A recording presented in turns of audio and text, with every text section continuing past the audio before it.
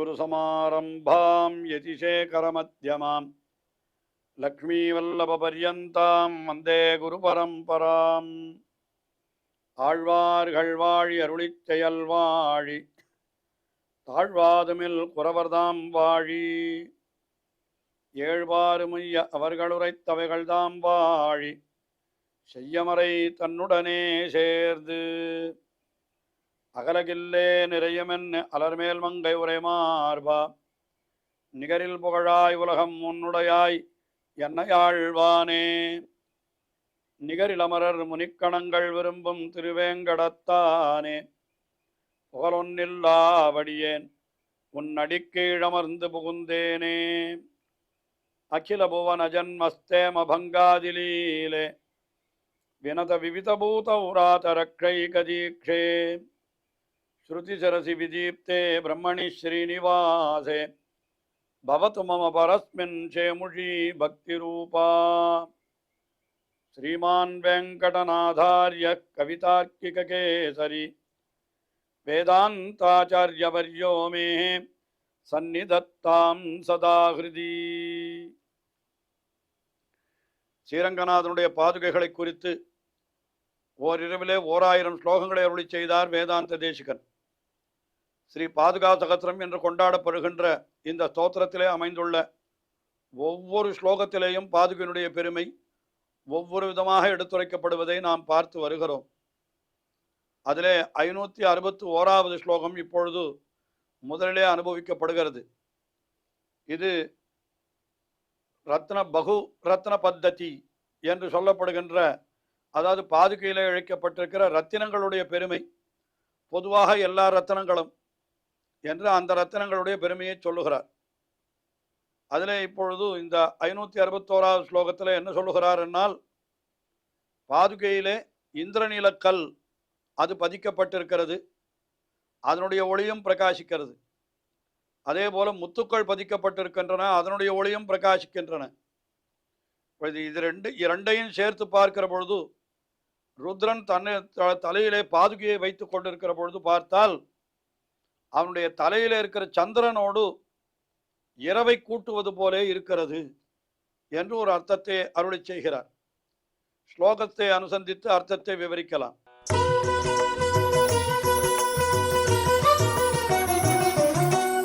உத்கீர்ணகாட தமசோ ஹரிநீலபங்காஹ தாரா விசேஷ ருச்சிராணி ச மௌக்திகானி த்வத்சங்கமாத் சரசிஜேக்ஷணபாதரக்ஷே சம்யோஜயந்தி நிச்சயாஹ பவமௌளிச்சந்திரம்.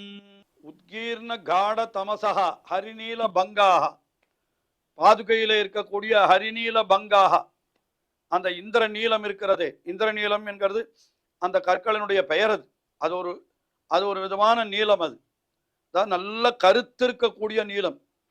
இந்திர நீலம் என்னால் கருநீலம் என்று சொல்லலாம். அந்த நீலக்கல் என்றாலே எவ்வளவுக்கு எவ்வளவு அது கருமை அடைந்திருக்கிறதோ அவ்வளவுக்கு அவ்வளவு அது மிக உயர்ந்தது என்று சொல்லுவார்கள்.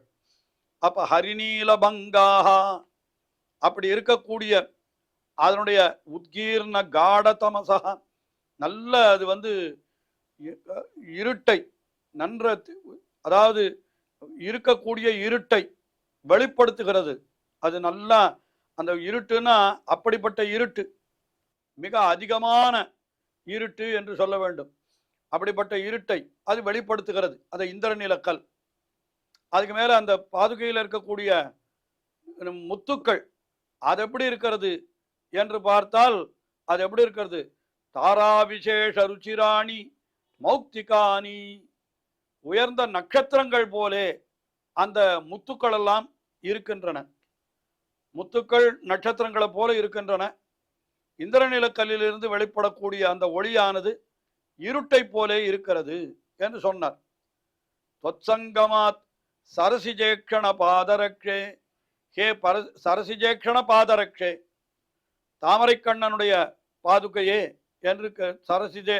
சரசிஜேக்ஷணன் என்னால் என்ன, சரசிஜம் என்னால் தாமரை, அது போன்ற ஈக்ஷணம் கண்களை உடையவன், தாமரை போன்ற திருக்கண்களை உடையவன் பகவான்.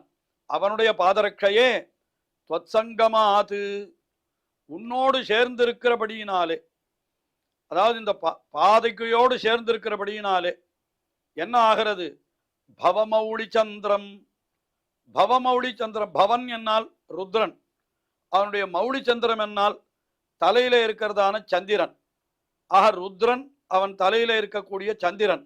அவனை நிஷயா சம்யோஜயந்தி, இருட்டோடு நீ சேர்க்கிறாய் என்று தொத்சங்கமாத் என்று சொல்றார். அதாவது என்ன, நீங்கள் நன்றாக கவனித்து இதை பார்த்தால் ரொம்ப அழகான ஒரு உருவகத்தை இதில் சொல்றார். என்ன சொல்றாருன்னா, அது பாதுகையில இந்திரநீலக்கல் இழைத்திருக்கிறது. அந்த இந்திரநீலக்கல்லிலிருந்து வெளிப்படுகிற நிறம் எப்படி இருக்கிறதுனா, கருப்பு நிலத்தில் அந்த வர்ணம் வெளிப்படுகிறது, அந்த ஒளி சிதறல். அதை பார்த்தால் எப்படி இருக்கிறது, நல்ல கனமான இருட்டு போல இருக்கிறது. இந்திரநீலக்கல்லிலிருந்து வெளிப்படக்கூடிய அந்த ஒளி சிதறல் நல்ல கனமான இருட்டு போல இருக்கிறது. சரி, அந்த பாதுகையிலேயே முத்துக்கள் இழைக்கப்பட்டிருக்கிறது. அந்த முத்துக்களும் பார்த்தால் எப்படி இருக்கிறதுன்னா, நட்சத்திர கூட்டங்களை போல இருக்கிறது அதனுடைய ஒளி என்று சொன்னார். இப்படி இருக்கிற பொழுது இந்த பாதுகையை எடுத்து சிவன் தன்னுடைய தலையிலே வைத்துக் கொள்ளுகிறான். தலையிலே வைத்துக் கொண்டால் ஏற்கனவே தலையிலே அவருடைய சிவனுடைய தலையிலே சந்திரன் இருக்கிறது. இப்ப அந்த சந்திரன் இப்ப இன்னும் நன்னா பிரகாசிக்கிறது.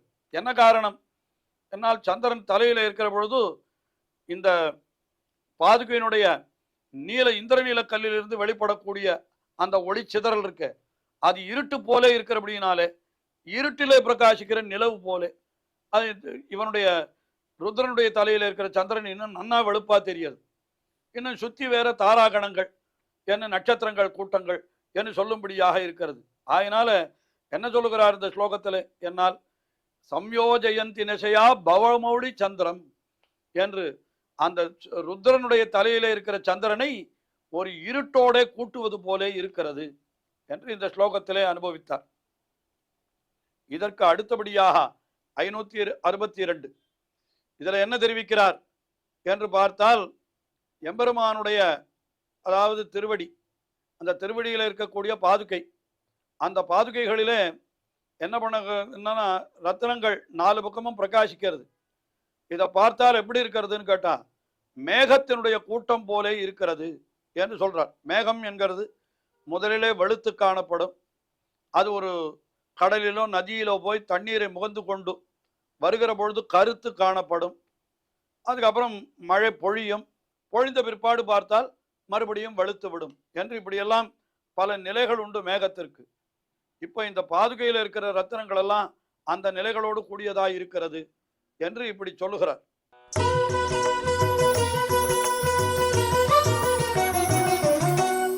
விஷ்ணோப்பதேன கடிதா மணிபாதுகே த்வம் வியக்தேந்திர நீலருச்சிருஜ்வல மௌக்திக ஸ்ரீஹி காலேஷு திவ்யசி மருத்பிஹி உதீர்யமானா காதம்பினீவ பரிதஸ்புடவாரி பிந்துஹு.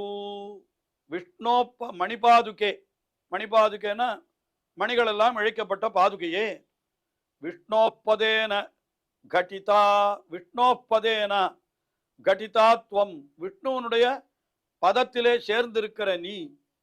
இது மேகத்தை சொல்ற பொழுது, அதாவது ஒரே ஸ்லோகமானது எம்பெருமானுடைய பாதுகையையும் சொல்லுகிறது மேகத்தையும் சொல்லுகிறது என்று ஸ்லேஷத்திலே வைத்து இதுக்கு அர்த்தம் சொல்லலாம். இந்த துவம் எப்படி இருக்கிறது இந்த பாதுகை என்னால், விஷ்ணோப்பதேன கடிதா, விஷ்ணுவனுடைய பதத்திலே சேர்ந்திருக்கிறது என்று ஓர் அர்த்தம்.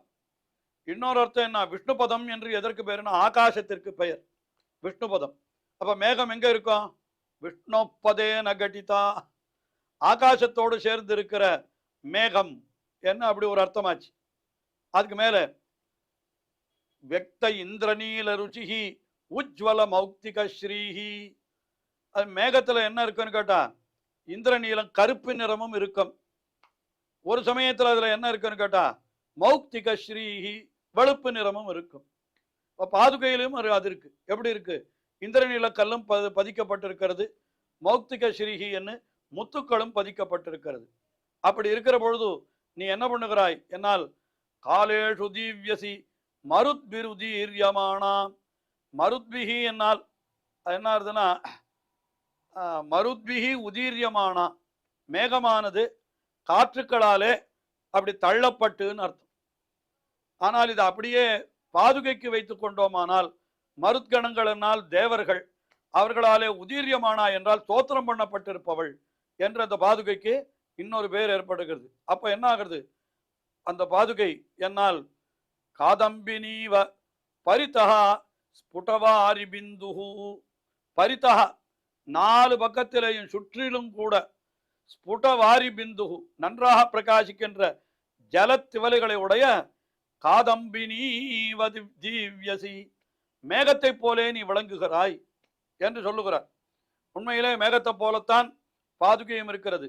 மேகம் ஆகாசத்திலே இருக்கும், பாதுகை விஷ்ணுபதம், அது விஷ்ணுபதத்திலே இருக்கிறது. மேகத்திலே கருநீல நிறம் உண்டு, வெளுத்த நிறமும் உண்டு. அதே போல பாதுகையிலும் இந்திரநீல கல்லும் உண்டு, முத்துக்களும் உண்டு. அதனால எப்படி பார்த்தாலும் மேகமும் பாதுகையும் கிட்டத்தட்ட ஒரே மாதிரி இருக்கிறது என்று அந்த அர்த்தத்தை இந்த ஸ்லோகத்திலே அனுபவித்தார். இதற்கு அடுத்தபடியாக 563வது ஸ்லோகம். இந்த ஸ்லோகத்துல என்ன சொல்லுகிறார் என்று பார்த்தால், இந்த பாதுகையிலே பலவிதமான ரத்தினங்கள் இழைக்கப்பட்டிருக்கின்றன. அப்ப இது பல ரத்தினங்கள் இழைத்திருக்கப்பட்டிருக்கிற பொழுது இதை பார்த்தால் எப்படி இருக்கிறதுன்னா, இன்னொரு சமுத்திரத்தையே உண்டு பண்ணுகிறா போலே இருக்கிறது இந்த பாதுகை என்று ஒரு விஷயம் தெரிவிக்கிறார். ஸ்லோகத்தை அனுசந்தித்து அர்த்தத்தை விவரிப்போம்.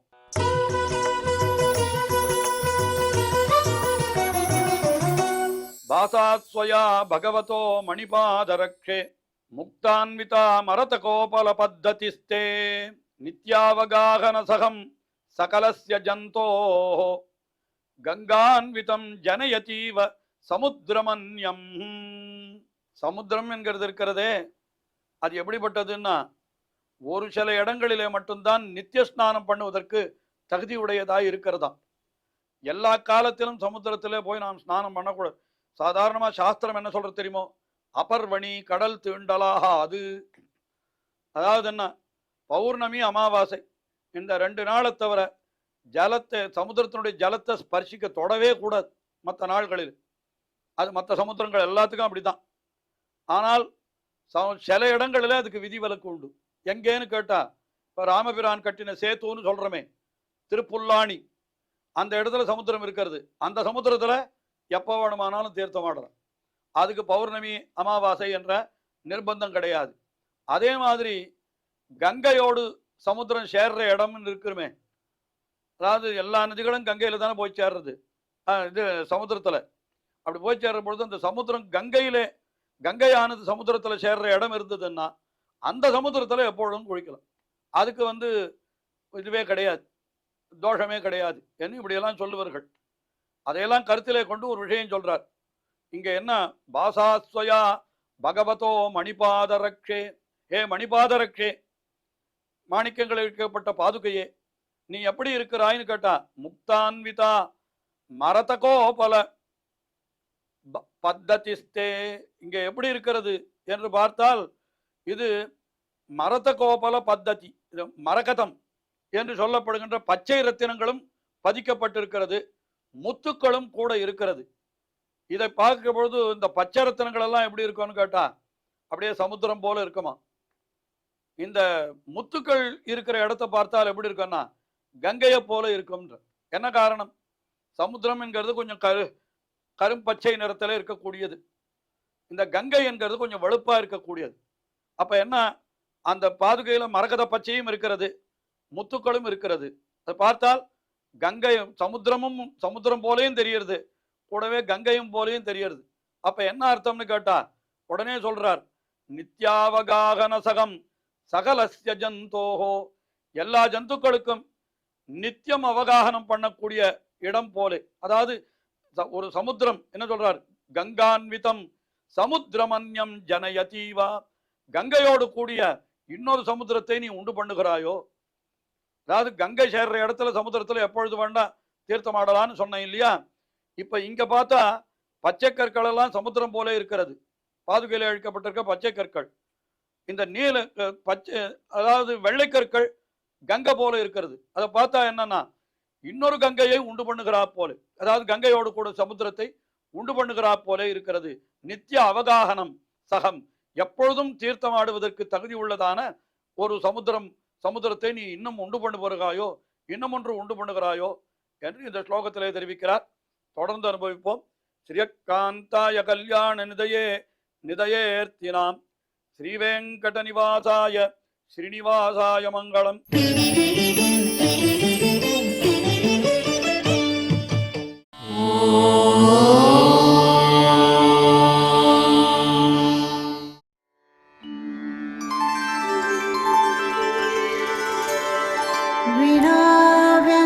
विनाव्यङ्कटेशं ननाथो ननाथः सदा व्यङ्कटेशं स्मरामि स्मरामि. हरे व्यङ्कटेश प्रसीद प्रसीद. प्रियं वेङ्कटेश प्रयच्छ प्रयच्छ.